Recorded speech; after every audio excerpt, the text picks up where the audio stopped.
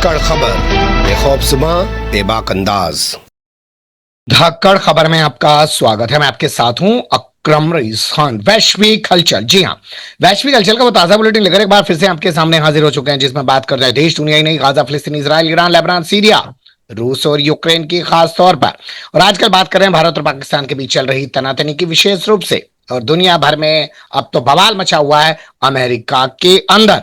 वहां पर ट्रंप यानी कि एक तरीके से केंद्र सरकार और राज्य सरकार आपस में भिड़ती हुई दिखाई दे रही है, जैसे हमारे यहां पर ममता बनर्जी और नरेंद्र मोदी में टकराव हो जाता है। ठीक उसी तरीके से वहां पर भी आजकल धूमपटाक मचा हुआ है।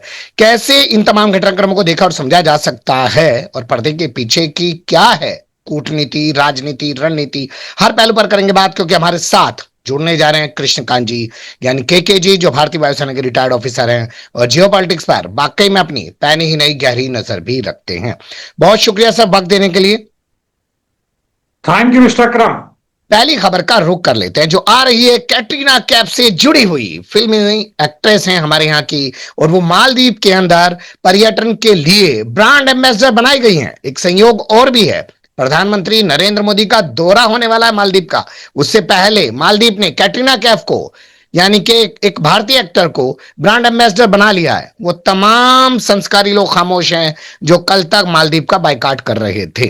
आप क्या कहेंगे?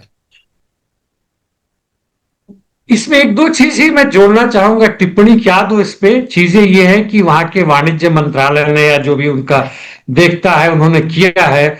और एक सीन है, संभवतः आपने ये फिल्म देखी होगी, जिंदगी ना मिलेगा दोबारा। इसमें यह हीरोइन थी और मालदीव के किनारे, समुद्र के किनारे दौड़ भाग रही है, तो उसका सीन लगाए हुए है और प्रचार हो रहा है कि दुनिया का सबसे खूबसूरत जगह, ये भी बोल रही है और लोग आइए और अपना लुत्फ उठाइए। और यह संयोग तो नहीं है कि नरेंद्र मोदी के आने के कुछ दिन पहले यह घोषणा की गई है, यह जरूर जान उसके किया है। और मालदीव के बारे में हम जानते हैं कि उसका बेसिक जो आधार है इकोनॉमी का, वह है टूरिज्म, तो नेचुरली प्रचार करेगा और वो चीज कर रहा है। और जहां के भारत के लोगों का है जो बहिष्कार करते हैं, यह बहिष्कार करना या अमेरिका का हर जगह जो है बंद कर देना है कि हम तुम्हें नहीं व्यापार करने देंगे, हम तुम पे अंकुश लगाते हैं, वगैरह वगैरह करते हैं। आजकल का नया दौर चला है और कुछ हद तक सफल भी होता है छोटे छोटे देशों के खिलाफ। लेकिन मालदीव के पीछे चीन भी है, चीन हटता है तो वहां भारत घुसने की कोशिश कर रहा है। इन दोनों के बीच में काफी जबरदस्त रस्साकशी है, देखते हैं क्या होता है। इससे अधिक कोई टिप्पणी मेरे पास नहीं। हाँ, जो जाना चाहें, मालदीव बहुत खूबसूरत जगह है और एक द्वीप से दूसरे द्वीप में हम पानी के कमर भर पानी तक टहलते हुए भी जा सकते हैं। जी चलिए, बहुत अच्छी बात है, आपने जानकारी दी वहां के बारे में और लोगों को जाना चाहिए। लेकिन उन लोगों से सवाल जरूर पूछना चाहिए जो कभी तुर्की का, कभी अजरबैजान का, कभी मालदीव का, कभी बांग्लादेश का बायकॉट करके अपनी नफरत की राजनीति को आगे बढ़ाते रहते हैं। वैसे आपने जिक्र किया फिल्म का, मैं तो आजकल गाना सुन रहा हूं बार बार शशि थरूर का, जो उन्होंने विदेश में जाकर गाया, एक अजनबी हसीना से यूं मुलाकात हो गई, म्यूजिक के साथ गाया है। मुझे पहली बार पता चला कि वाकई में ये बंदा इस उम्र में भी इतना रोमांटिक कैसे है। खैर, अब अगली खबर का रुख करते हैं। नरेंद्र मोदी को दावतनामा मिला कनाडा में G7 जाने का, लेकिन लगता है उन्होंने मौके का फायदा उठा लिया कि चलो भैया 2 देश और घुमाता हूं। हाँ, ये साइप्रस और क्रोएशिया, तो जाते वक्त में ये साइप्रस जाएंगे, आते वक्त में क्रोएशिया से होके आएंगे। और इसका कारण ये कहते हैं कि तुर्की, जो आपने बात की कि तुर्की की उसका बाइकआउट करो, तो नरेंद्र मोदी नाराज हैं कि हमें साथ नहीं दिया। साइप्रस की नेटो का, यूरोपियन यूनियन का हिस्सा है और वह कहीं ना कहीं से भारत का साथ दिया। हालांकि साइप्रस की ना इकोनॉमी इतनी बड़ी है, ना खास जगह है। हाँ, जियोग्राफिकली उसका पोजीशन है जिसके कारण वह काफी हेल्पफुल रहा है। बाकी देश यहां ना नुकुर कर रहे हैं कि उनके जहाज इजराइल तक जाए कि ना जाए, एयरबेस का इस्तेमाल हो ना हो। तो साइप्रस की एयरबेस का और पोर्ट का, दोनों का इस्तेमाल होता रहा। इंग्लैंड और इजराइल और ये सारे के सारे इस्तेमाल करते रहते हैं, तो वहां पे जा रहे हैं। तो कहीं ना कहीं से दिखाने की भी कोशिश तुर्की को हो ना हो, नेटो, यूरोपियन यूनियन, अमेरिका के दिखा रहे हैं कि जो तुम्हारे साथ है हम भी उसके साथ, यह दिखाने की बात है। और क्रोएशिया की जहां तक बात है, ठीक है, क्रोएशिया भी आगे आने वाले समयों में जो इसका इस्तेमाल है, और वह यूरोपियन यूनियन का अगला नेता संभवतः वही बनेगा, और जिसके कारण वह मतलब जो बचा हुआ है, ढूंढते हैं लोग कि कहां कहां जा सकते आ सकते हैं, इनको मन लगता है जाने में। अब यह जो है सो न्यू नॉर्मल हो गया, इसमें कोई अब ना ही उत्तेजना है ना उत्साह की बात है कि हमारे देश के विदेश मंत्री जा रहे हो, या विदेश के सेक्रेटरी जा रहे हो, या प्रधानमंत्री जा रहे हो, वहां से आ रहे हो। ये पूरे दुनिया में इतना गोलमाल चल रहा है कि यदि आप उसी तरह का है जैसे आप हवाई जहाज को ट्रैक करेंगे, आपको ऐप मिल जाएगा, छोटे छोटे छोटे छोटे भरे हुए हजारों की संख्या में जहाज आ जा रहे हैं पूरे जगह में, हमें उसमें कोई उत्तेजना नहीं होती। वही इस तरह की बात है और कोई बात नहीं है जी। बिल्कुल सही बात है। वो बचपन हमारा था कि जब हवाई जहाज गुजरता था तो हम लोग छत पे जाकर दूर तक उसको देखते रहते थे, पीछा करते रहते थे नजरों से। खैर, अगली खबरों का रुख कर लेते हैं। रूस और यूक्रेन से जुड़े हुआ अपडेट है। जो जेलेंस्की घर में घुसकर मार डाला, इतने जहाज ध्वस्त कर डाले, $7 अरब का नुकसान कर डाला, क्रीमिया की तरफ आ रहा था जो पुल उसे भी उड़ा डाला, उसको लेकर जश्न मना रहा था, वो अब आपा पीट रहा है कि देखो रूस ने मेरे ऊपर हमला कर दिया, मुझे यहां मार दिया, मुझे वहां मार दिया। ये बार बार बदलता हुआ दिखता क्यों है सर? एक तो नौटंकी बहुत करते हैं, इसमें संदेह नहीं है जेलेंस्की, और दूसरी तरफ ये मांगते हैं कि और दो और दो और दो, यानी जिसको अंतर्राष्ट्रीय भिखारी या इंटरनेशनल बेगर का भी नाम दिया गया है। और तीसरे जहां तक की बात है कि रशिया ने जो बीच में पहला समझौता हुआ था यूएसए के मध्यस्थता से, 1 महीना तक लिए था कि एक दूसरे के इंफ्रास्ट्रक्चर पे यानी तेल और एनर्जी के क्षेत्रों पर आक्रमण नहीं करेंगे, तो रूस अभी तक बाय एंड लार्ज उसको मान रहा था, लेकिन अब फिर इसने दोबारा, और इसमें भारी भारी बॉम्ब जो इसका यूएवी 500 से 1000 केजी बॉम्ब का 1500 से 3000 केजी बॉम्ब भी आ गया है, और भारी जबरदस्त विस्फोटक है जिसको मदर ऑफ ऑल बॉम्ब्स कहते हैं, यानी एटम बॉम्ब में ना जाए उस तरह पे जाए तो बड़ी जबरदस्त तबाही करता है। वो पूरे इंफ्रास्ट्रक्चर में कीव की तबाही इन्होंने कर दी है, कीव के अलावा अन्य क्षेत्रों में कर रहे हैं। तो ये हंगामा मचा रहे हैं कि हमारे पास कुछ सरफेस टू एयर मिसाइल दो, सैम दो, ताकि एयर डिफेंस मजबूत करें। इसी बीच एक और खबर आई थी कि बहुत सारे सैम, खासकर जो अमेरिका के जो थे पेट्रियट वगैरह, वह जो यूक्रेन पहुंचते पहुंचते रह गए, उनको डाइवर्ट कर दिया गया था इजराइल को, चूंकि इजराइल पे ये लोग आक्रमण कर रहे थे, और हाल फिलहाल में तो हुतीज भी तेज छोड़ रहे हैं, तो इनको जो मिलने वाला था उधर पहुंच गया, तो ऑफिशियली भी हो गया। इसलिए बेचारे का गुहार लगाना, रोना चिल्लाना बनता है। कहते हैं बच्चा ना रोता है तो मां भी नहीं दूध देती है। आजकल तो अमेरिका अपना तेवर दिखा रहा है जी। मैं टाइमिंग को लेकर सवाल उठाना चाहता हूं सर। जब यूक्रेन ने हमले किए और जिस तरीके की तबाही रूस के अंदर हुई, उस पर ट्रंप ने कोई प्रतिक्रिया नहीं दी। फिर ट्रंप ने बात की पुतिन से, और उसके बाद से रूस जिस तरीके के हमले यूक्रेन के अंदर कर रहा है, और जेलेंस्की जिस तरीके से रो रहा है, और ट्रंप फिर से खामोश है, इसको लेकर क्या कहेंगे? ट्रंप ने बीच में जरूर कहा था कि एक तो पहले कहा कि झूठ जो बोल रहा है, मुझे लग रहा है कि इन्हें नहीं पता था कि ऑपरेशन कॉबवेब, इन्हें जिसमें 40 से अधिक इनके स्ट्रेटेजिक फाइटर बॉम्बर को मार दिया गया था दूर के रूसी क्षेत्र में, तो इनको नहीं मालूम था। दूसरे कहते हैं, बाद में इन्होंने कहा था कि यह पुतिन को मौका देता है फिर से इस तरह का काउंटर अटैक करने का, और ये खामोश आना चाहते हैं। दुनिया के विश्व गुरु हैं, और वैसे विश्व गुरु है वास्तव में कहें तो अमेरिका एक तरह से है, मतलब उसका बनता है यह कहना कि हम हैं। तो उस हालत में कुछ हद तक चुप रहते हैं, लेकिन अंदर ही अंदर किसी को छोड़ नहीं रहे ये लोग। पूरा आर्म सबमिशन देने की बात है, या वह मिडिल ईस्ट हो या यूक्रेन हो, यहां तक कि अफ्रीका के सूडान वगैरह में भी इनके आर्म सबमिशन वहां जा रहे हैं, और ये छोड़ नहीं रहे। चलिए अगली खबर देख लेते हैं, जो आ रही है साउथ कोरिया और पोलैंड के बीच हुए एक समझौते से जुड़ी हुई, जिसे मीडिया कह रहा है कि साहब ये तो ऐतिहासिक काम हो गया। ऐतिहासिक इसलिए कि अभी तक हमें नहीं पता था, मुझे भी ज्यादा अंदाजा नहीं था। 1-2 वर्ष पहले देखा था कि साउथ कोरिया भी वेपन का एक्सपोर्ट करने लगा।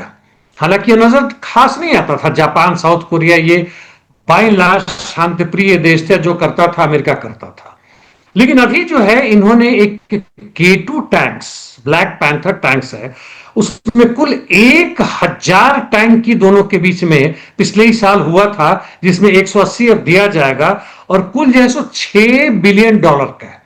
इतनी भारी मतलब खर्चीला चीज, और साउथ कोरिया बेच रहा है। सोचिए कि इसमें 20-25% का मुनाफा होगा, यानी करीब 1 से $1.5 बिलियन ऐसे ही बैठे बैठा है इसको, या जो भी कहे वॉर इंडस्ट्रीज का हिस्सा बैठे बैठा है ना कहे, इसको मिल रहा है। तो दो तरह से बड़ा जबरदस्त चीज बनता है। इसमें सोवियत एरा की भी कुछ बात कही गई, तो इनके पास कुछ खास नहीं है, लेकिन इनके जो गोले और तरीके मारने के हैं, वह पोलैंड के पास जो सोवियत एरा का है, उन दोनों की कंपैटिबिलिटी बनती, इससे अधिक कुछ नहीं है। इसमें सोवियत एरा का कुछ खास नहीं है। लेकिन दो बातें जो मैं कहना चाहता हूं, एक तो पोलैंड के पास इतना जा रहा है, निश्चित रूप से यूक्रेन के पास जाएगा। नेटो को मजबूत कर रहा है पूरी तरह से। नेटो के क्षेत्र से बाहर साउथ कोरिया उसका हिस्सा नहीं है, और यह रूस के लिए भारी खतरे की घंटी है। नंबर 2, अंदर में जो ट्रंप लड़ रहे हैं कि भाई हमने अभी तक फ्री दिया था, हमारे सामान जा रहे हैं, उस पर तुमने टैक्स लगा रखा है, टैरिफ लगा रखा है। अब वह लड़ाई और बढ़ेगी। जो उनका वॉर इंडस्ट्री था वो चिल्लाएंगे, ट्रंप से कहेंगे गुरु कुछ करो। अब दक्षिण कोरिया जैसा भी देश $6 बिलियन का बेचने लगा है, बाकी भी शुरू कर रहे हैं, तो तुम्हारी बादशाहत कहां जाएगी? जी चलिए अब रुक कर लेते हैं अमेरिका से जुड़ी हुई खबरों का, और यहां सबसे पहले जिक्र उस लॉस एंजलिस का जो लगातार चल रहा है। वहां पर मैरीन पूरा भेज दिया है, 700 के आसपास की तादाद बताई जा रही है ट्रंप ने, और नेशनल गार्ड पहले से ही वहां पे तैनात कर रखे हैं। राज्य सरकार केंद्र सरकार से वहां पे लड़ती हुई दिखाई दे रही है, मुकदमेबाजी चल रही है, शांति नहीं हो रही है। लेकिन इसी बीच नाम सामने आ गया मेक्सिको का कि साहब इन्होंने सब कुछ किया धरा है, तो मतलब खुद के कुछ बस की ना हो तो किसी गरीब को पकड़ के उसके नाम पे मर दो। मेक्सिको की जो हेड हैं क्लॉडिया शिनबॉम, कहने के लिए जूज हैं, लेकिन लेफ्ट ऑफ सेंटर हैं, मतलब प्रगतिशील हैं, और ये झुकती नहीं है सामने। जितना भी लोगों ने कोशिश किया कि मेक्सिको ये कर रहा है वो कर रहा है, हम अपने फौज वहां भेजेंगे, और मेक्सिको से जो शरणार्थी भागे आ रहे हैं, भारत के भी शरणार्थी जो लोग यहां से जा रहे हैं, मेक्सिको होके वहां से टेक्सास में घुस रहे हैं, वगैरह वगैरह, जितना महंगा मचा है, ये सुनने को नहीं तैयार थी।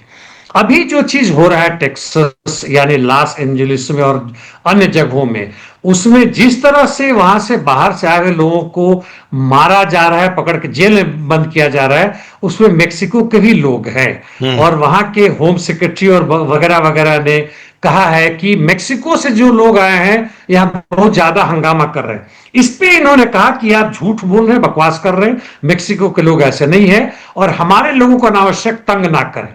इस पर ये लोग कह रहे हैं कि मेक्सिको का भड़काया हुआ है, आप यहां के जो वायलेंस है, आग लग रही है, उसको भड़का रहे हैं। यानी एक एक्सक्यूज मिल रहा है ट्रंप और उनके साथियों को कि अब मेक्सिको पर दोष लगाए। हालांकि वहां के कोर्ट ने, जो विपक्ष गया था कोर्ट में, यहां से नेशनल गार्ड और मेरीन के जो नेवी के जो मेरीन ट्रुप्स है उनको हटाइए, उसको कोर्ट ने कहा नहीं, वह उसका अधिकार बनता है, राष्ट्रपति का भेज सकता है। और हंगामा जो मैं इतना इसमें जोड़ना चाहूंगा कि यह एक राज्य से, एक मेयर के क्षेत्र से बढ़ के अब 10-12 जगहों में फैल चुका है, और अभी तक फैल ही रहा है, रुकने का नाम नहीं ले रहा है।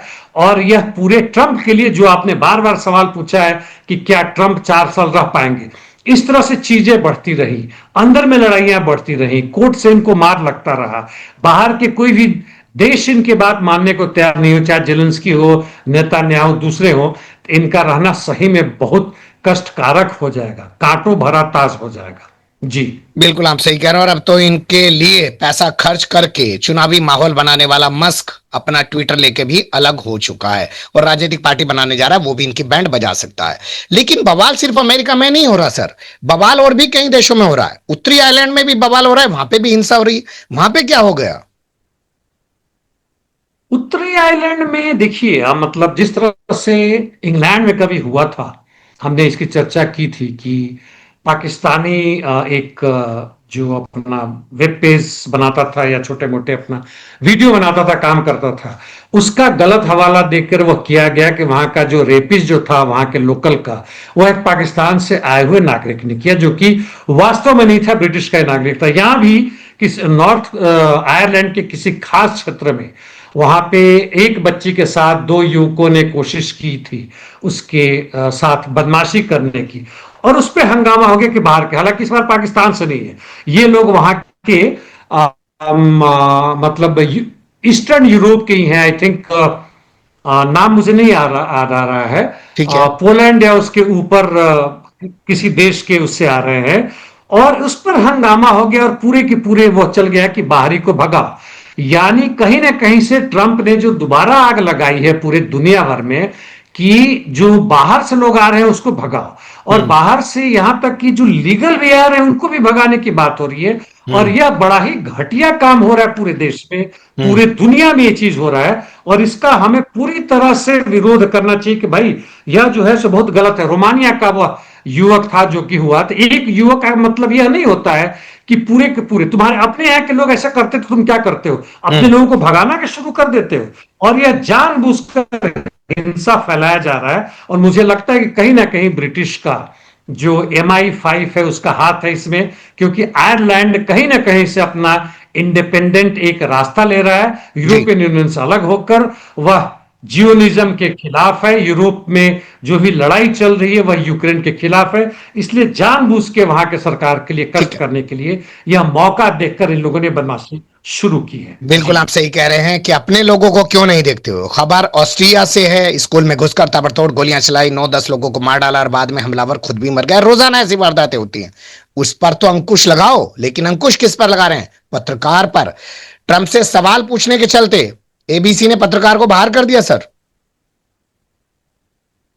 ये भी गजब की बदमाशी है। इन्होंने जो एबीसी के पत्रकार हैं जिनकी आप चर्चा कर रहे हैं, ये जो है कहते हैं कि अपने सोशल मीडिया पर, ट्विटर पर लिखा कि जो कुछ भी लॉस एंजलिस में हो रहा है मैं इनसे सहमत हूं, वह जानबूझ के बाइडेन और उनके जितने सलाहकार हैं ये कर रहे हैं, और घृणा में माहिर है ये लोग। बाइडेन घृणा, या ट्रंप? बाइडेन या ट्रंप सर? ट्रंप, ट्रंप माफ कीजिए, बाइडेन गलत से निकल गया, हम ट्रंप की बात चल रही है। तो ये ट्रंप जानबूझ के कर रहे हैं, और ये लोग वर्ल्ड क्लास हेटर है। हालांकि वर्ल्ड क्लास हेटर में बहुत सारे लोग, यदि उनमें प्रतियोगिता हो तो ट्रंप शायद पीछे भी हट जाए, खैर किसी का हम नाम ना लेंगे। तो ये टेरी मेरोन ने ये बात कह दी, अब जाके एबीसी कहता है, एबीसी के ऊपर वो जो मैनेजमेंट है दबाव आया होगा, इसको मत रखो, तो इनको छुट्टी पे भेजा गया है। और इनका जो टर्म था, कॉन्ट्रैक्ट था, ये अभी खत्म हो रहा है इसी महीने, आगे कॉन्ट्रैक्ट को अब नहीं बढ़ाया जाएगा, जबकि 18-19 वर्ष उसमें काम कर रहे थे और बड़े ही इंडिपेंडेंट, बहुत ही अच्छे पत्रकार थे। लेकिन ऐसे पत्रकार लोगों की नहीं चलती है, आप होते तो आपको भी भगाते जी। मैं तो खुद भागा हुआ हूं दैनिक जागरण छोड़ के इसी कारण से, कभी किसी दिन कहानी सुनाऊंगा आपको। खैर अगली खबर का रुख कर लेते हैं जो हमारे पास आ रही है। गाजा और मिडिल ईस्ट से जुड़ी हुई वित्त मंत्री है इजराइल का बेजेलेल स्मोट्रिच, और वहां का राष्ट्रीय सुरक्षा मंत्री है इतामार बेन-ग्विर। ब्रिटेन समेत 5 देशों ने उसको प्रतिबंधित कर दिया और उसकी प्रॉपर्टी को जब्त करने का आदेश भी सुना दिया है। इसको लेकर उनका भड़कना तो जायज बनता है, इजराइल का भी फड़कना जायज बनता है, लेकिन अमेरिका कहां इतना उछाल मार रहा है सर? अमेरिका के पहले बता दो 5 कंट्री में, और आश्चर्य रूप से है कनाडा तो खैर ठीक है, ऑस्ट्रेलिया, न्यूजीलैंड, नॉर्वे और यूके की जिसकी आपने बात की, क्योंकि इंग्लैंड और जर्मनी ने अभी महीना भर पहले कहा था कि वो लोग पैलेस्टीन को एक स्वतंत्र राष्ट्र के रूप में मान्यता देंगे, और पीछे मुकर गए हैं, आगे पीछे कर रहे हैं। लेकिन इन दोनों को जो जिस तरह से इन्होंने बैन कर दिया, इनके प्रॉपर्टी को सीज करने की बात की अपने देशों में, इसका कारण यह नहीं है कि केवल ये गाजा में नरसंहार को साथ दे रहे हैं, बल्कि इसका कारण है कि ये लोग वेस्ट बैंक में रहते हैं, जो कि ऑक्युपाइड पैलेस्टीन लैंड है, जबरदस्ती लिया हुआ, उस पर कब्जा किया हुआ क्षेत्र, उसमें रह रहे हैं, और वहां पे हिंसा भड़काते हैं, सेटलर्स को एकजुट करते हैं कि यहाँ के जो लोकल है उनको भगाओ। हालांकि हमारे देश के भी कुछ लोग कहते हैं कि बाहर के आए के लोगों को भगाओ, ये तो बाहर के आए के लोग हैं जो कि अंदर के लोगों को भगा रहे हैं। और अमेरिका इस पे कूद रहा है, चूंकि अब अमेरिका का उसमें हाथ है बिल्कुल पूरी तरह, इसमें संदेह नहीं है। अमेरिका कहता है कि ऐसे समय में क्यों कर रहे हैं, हम जब गाजा में संधि कराने की बात कर रहे हैं तो असली दुश्मन जो है हमास है, ना कि इजराइल है। अब असली दुश्मन कहां से हो गया? आप 60-65 वर्ष से उसके जमीन पर कब्जा करके बैठे हुए हैं, और वहां के लोग संघर्ष करते हैं तो आप उसको मार के भगा रहे हैं। मैं अभी गाजा की बात नहीं, वेस्ट बैंक की बात कर रहा हूं। गाजा तो खैर है ही है, और वहां पे कर रहे हैं। तो ये अमेरिका का कूदना बहुत ही घटिया एक राजनीति को दिखाता है और उसकी उन मानसिकता को दिखाता है कि किस तरह से उन लोगों के लिए हत्या जो है एक बिजनेस बनता है और कुछ नहीं है। जी। ग्रेटा थंबर्ग समेत कई लोगों को डिपोर्ट कर दिया गया उनके देश। बाकी जो लोग बचे हैं क्योंकि जाने से उन्होंने इनकार कर दिया, पेपर पर साइन नहीं किया, उनको गिरफ्तार करके अदालत में पेश किया जा रहा है। अदालत क्या कार्रवाई करेगी कुछ पता नहीं है, लेकिन मुद्दा मैं कुछ और उठाना चाहता हूं। जब 12 लोगों को गाजा तक नहीं जाने दिया गया तो ट्यूनेशिया से जो एक मार्च शुरू हुआ है, हजारों की तादाद में लोग चले हैं गाजा के लिए, क्या उनको जाने दिया जाएगा सर?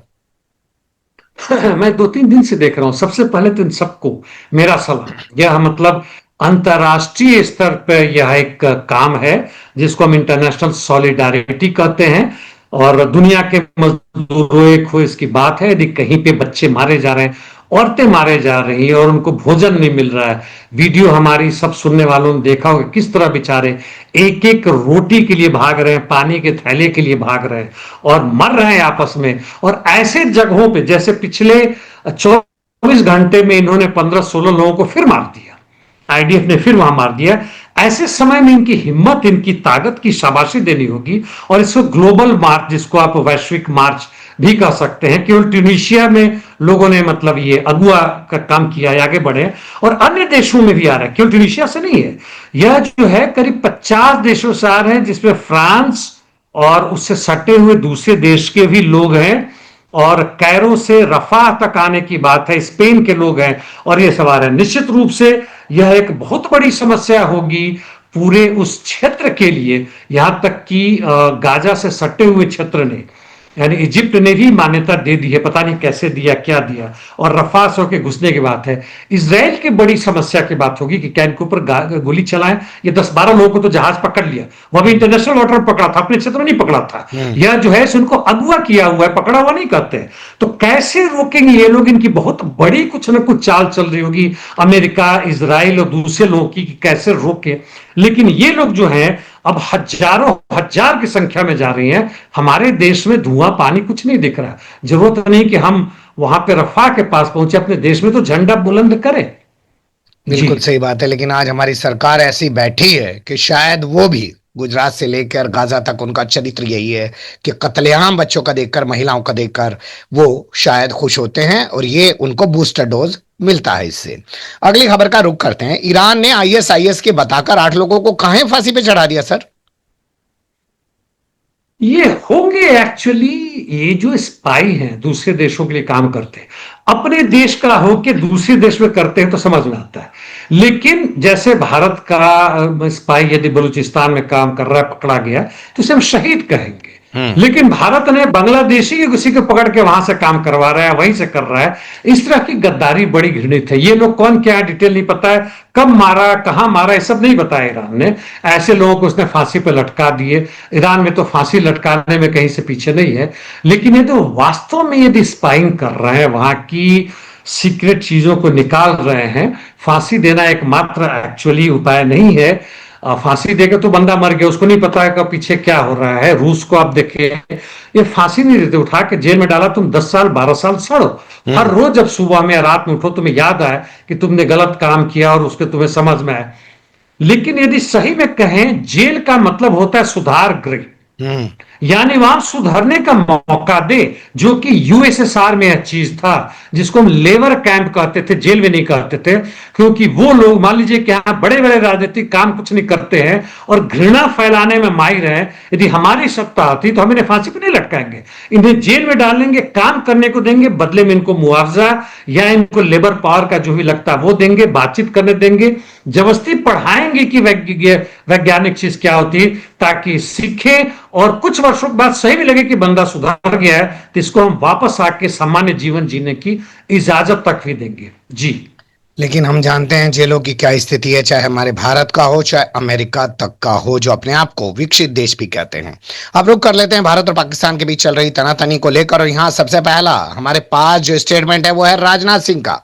उन्होंने अमरीश पुरी स्टाइल में वही फिल्मी डायलॉग अपना दिया है कि यूएनएससी में जिस तरीके से पाकिस्तान को डिप्टी चेयर बनाया गया है, वो तो ये है कि जैसे किसी बिल्ली को दूध की रखवाली दे दी हो। तो सवाल यहां पे पैदा होता है कि आपका विरोध क्या रंग ला रहा है कि बिल्ली को दूध का रखवाल बनाया जा रहा है, वो भी यूएन में? अब राजनाथ सिंह को कम मौका मिलता है आजकल स्टेटमेंट देने का, जो होता है। यहां तक कि युद्ध के दौरान भी जो प्रमुख थे बोलने वाले, वो कोई और लोग थे। राजनाथ सिंह को 2020 में एक दो बार दिखाया गया था कि chief of army, naval and air force के हेड से जाके बात कर रहे हैं, वगैरह वगैरह कर रहे हैं। और कड़ी निंदा तो बेचारे भूल ही गए, उन्होंने बदल लिया है। और ये मौका मिला, बात तो सही कर रहे हैं, लेकिन हमारी विदेश नीति में वो कहां से आता है? पाकिस्तान क्यों आगे आ रहा है? इसके बावजूद कि पाकिस्तान को कहीं ना कहीं से तुम टेररिस्ट देश घोषित कर रहे हो, यूनाइटेड नेशंस के सिक्योरिटी काउंसिल में भी हमारे जो राजदूत वहां के परमानेंट है वो बोलते हैं, और सब कुछ होता है, कैसे पाकिस्तान फिर भी आ जाता है? पाकिस्तान को कौन समर्थन करता है? जहां तक इस्लामिक कंट्रीज का है, हम भी उसमें जाते हैं। हमारे मिडिल ईस्ट में, अरब कंट्री में जाते हैं, वहां भी हमने पाकिस्तान को एक तरह से दरकिनार कहा है, फिर भी पाकिस्तान आगे आता है। तो आखिर क्या कारण है? यदि हमारे विदेश नीति में कुछ गड़बड़ है, या यदि वह स्वाभाविक है, हम नहीं रोक सकते, तो ठीक है, तो वे कहने का क्या मतलब है? वैसे बात तो सही है कि दूध की रखवाली की उसको दे रखा है, वैसे ही जैसे कि सऊदी अरेबिया को औरतों की रक्षा के लिए उसको हेड बनाया गया यूनाइटेड नेशंस में। चलिए अगली खबर का रुख करते हैं। अपने एग्जाम्पल वैसे सऊदी अरब वाला बहुत ही गजब का दिया है, और इसी के साथ ये खबर क्या ये नहीं बताती है कि जो माहौल बनाने की हम लोग कोशिश कर रहे हैं पाकिस्तान के खिलाफ, वो बन नहीं पा रहा है? क्या पाकिस्तान ज्यादा चालाक है, या हम अपनी बात को सही से नहीं रख पा रहे हैं? इस पर बहस नहीं होनी चाहिए, क्योंकि लंदन का जो मेयर है वो पाकिस्तानी है, और ब्रिटेन के जो बादशाह हैं प्रिंस चार्ल्स, वो उसको उपाधि दे रहे हैं साहब।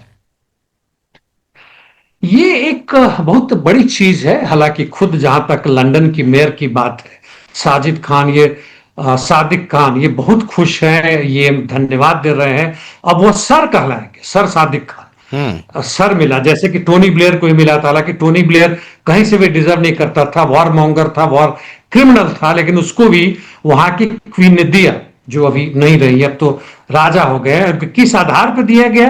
वो कहा गया कि नाइटहुड कहते हैं, यह अवार्ड दिया गया उस सर्विसेज के लिए, लंदन के मेयर होने के कारण।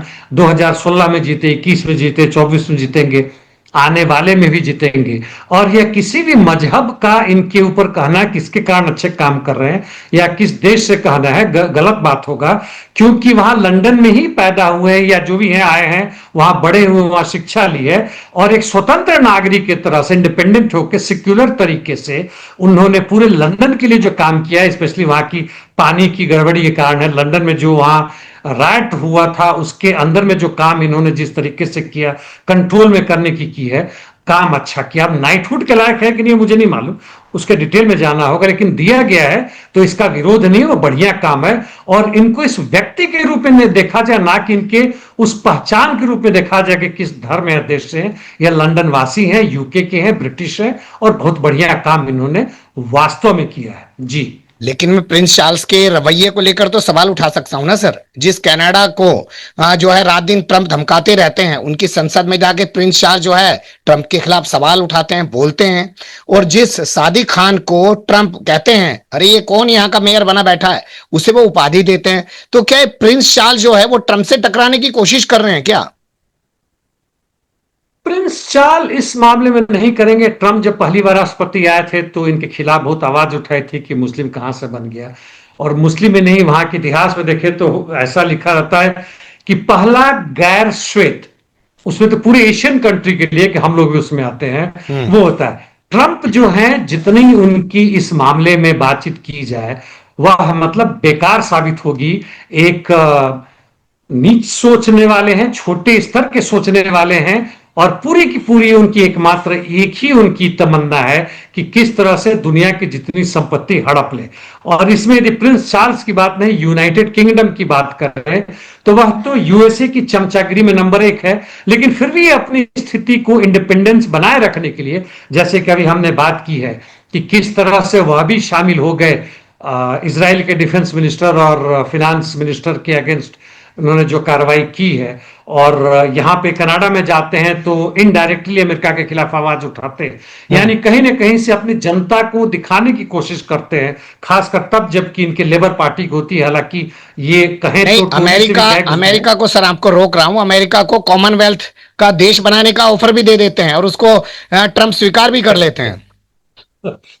अमेरिका को कॉमनवेल्थ का नहीं बना सकते क्योंकि अमेरिका उस ढंग से नहीं था, लेकिन अमेरिका को कॉमनवेल्थ का एक मतलब ऑनररी मेंबर बनाने की बात हुई थी। और ट्रम्प बहुत खुश भी होते हैं कि मैं इस तरह की गिफ्ट को बड़ा पसंद करता हूं। बहुत ही लालची आदमी है जी।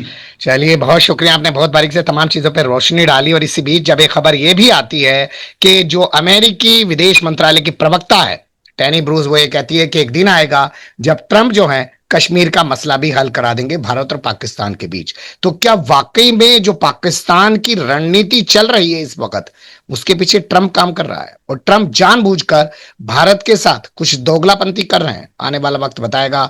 बहुत शुक्रिया, फिर आपके साथ किसी और मुद्दे पे जुड़ने की कोशिश करेंगे। धन्यवाद। Thank you mister Akram.